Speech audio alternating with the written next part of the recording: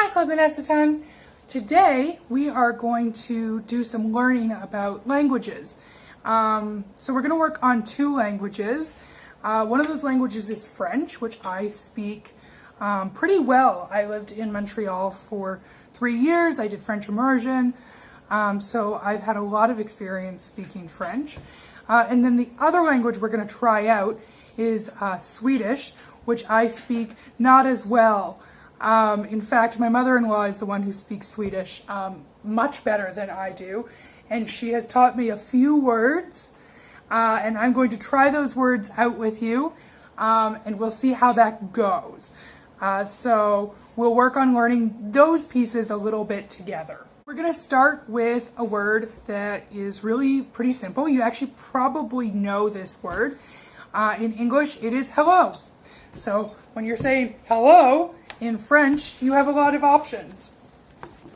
You might say bonjour, you might say allô, or you might say salut. You might be wondering, then, what is hello in Swedish? And hello in Swedish is spelled H-E-J, which looks like it could be really confusing, but it's actually just hey. So hello, hey. The next word that we are going to learn is the word friend. So I think that's a really important word for us to learn because we have got a lot of friends that we make at camp. So the word friend in French could be une amie or un ami. So it's said pretty much the same, but une amie is if your friend is a girl or a woman, and un ami is if your friend is a boy or a man. Something that is interesting about French is that they gender a lot of their words. So they would add an E at the end of ami in this case to show that it is a feminine word, which can be a little bit challenging when you're trying to learn how to write in French, but it's not as challenging when you're speaking in French. In Swedish, for the word friend, we just have the one word, and that word is vän. So it says vän. So for our next word, I brought a bunch of supplies. So maybe you can guess what our next word might be. If you guessed arts and crafts, you're correct. So I have a bunch of arts and crafts supplies. We've been doing a lot of arts and crafts, so that's been really exciting. And in French, in Quebec at least, and French is a little bit different from place to place, like English is a little bit different from place to place. The word for arts and crafts is bricolage. And I forgot to bring this sign to show you, so let me find it. So bricolage. And you also might hear bricolage as a word used for do-it-yourself projects. But in Quebec, it's also used for arts and crafts. Now, in Sweden, this is one of the more challenging things to say. It's a lot of words, and these words are pronounced konst och hantverk. So, konst och hantverk. That might have gotten a little French at the end. That is something that happens to me a lot, because I learned French really early in my life. Sometimes when I have a different language that I am working on, words come out really French. So if my mother-in-law is watching this, I am sorry. I tried really hard. 5, 4, 3, 2, 1. Ready or not, here I come. Do you know what I was doing? I was playing a game. In French, the word for game is jeu. The word for a few games is des jeux. Let me show you what that looks like. Games. Des jeux. What's the word like in Swedish? Well, let's find it. Spell. Unfortunately, even though our next word is campfire, I don't have any available to me right now. So we're just gonna have to pretend that we're sitting around a campfire instead of sitting on my lawn. The French word for campfire is feu de camp. So that's feu, fire, of camp. Feu de camp. The Swedish word for campfire is lägereld.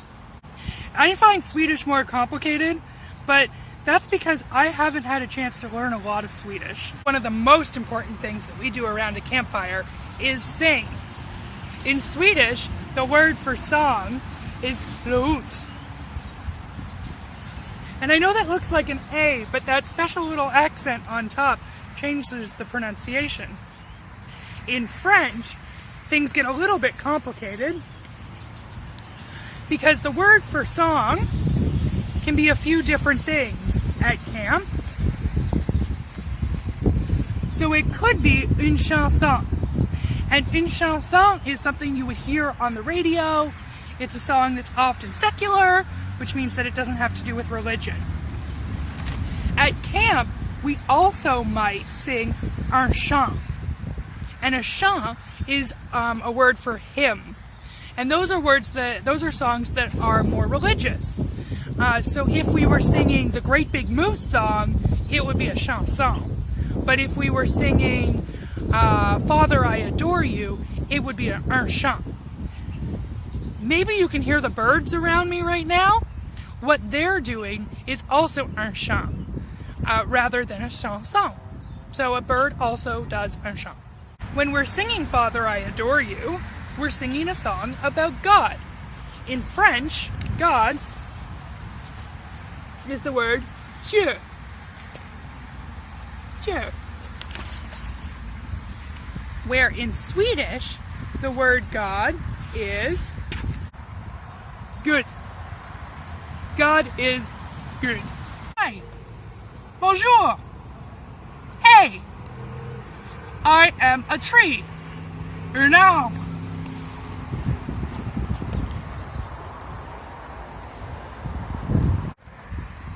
Tree. Trait. So, we are about to sneak up on not just un oiseau, which is the French word for bird, but des oiseaux. And these birds are Canada geese, so they might be des oiseaux fâchés, angry birds, but I guess we'll go find out.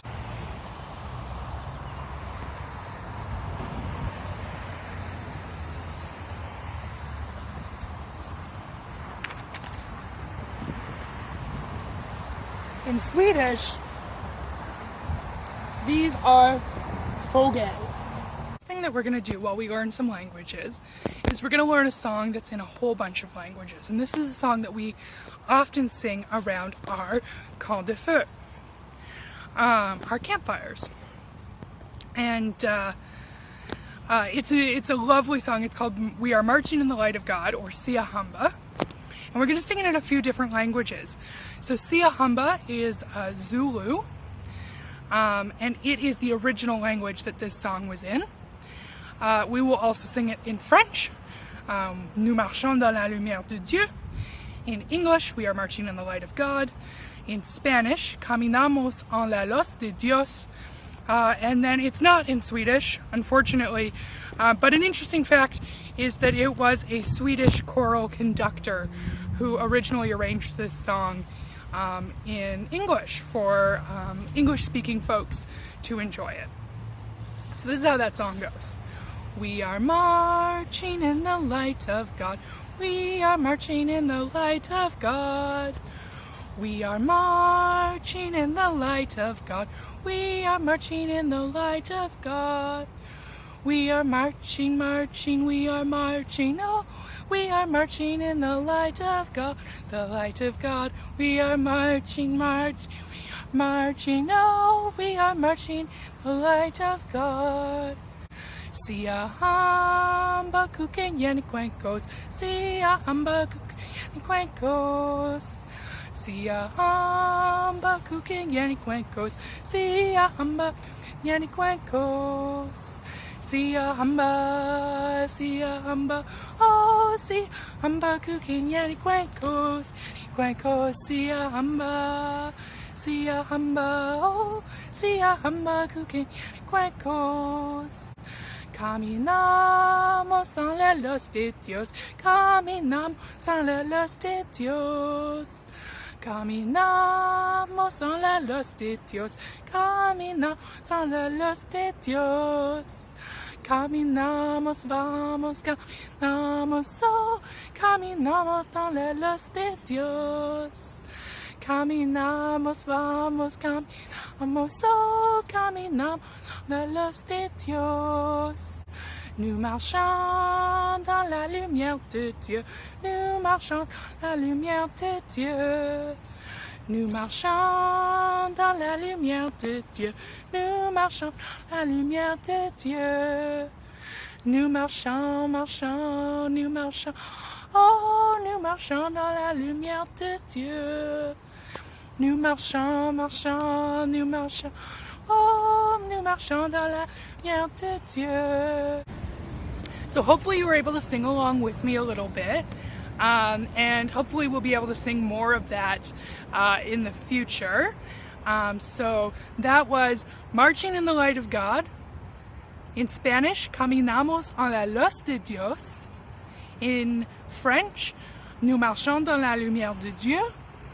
In Zulu, Siahamba kukinyani cuencos. Great learning languages with you today, and I hope you had a chance to learn something. And I hope that if you know more Swedish than I do, and I pronounce some things totally wrong, you will let me know, because I am still learning, and this is part of learning, is trying things out and working on it with others. So hopefully we can learn together. Bye!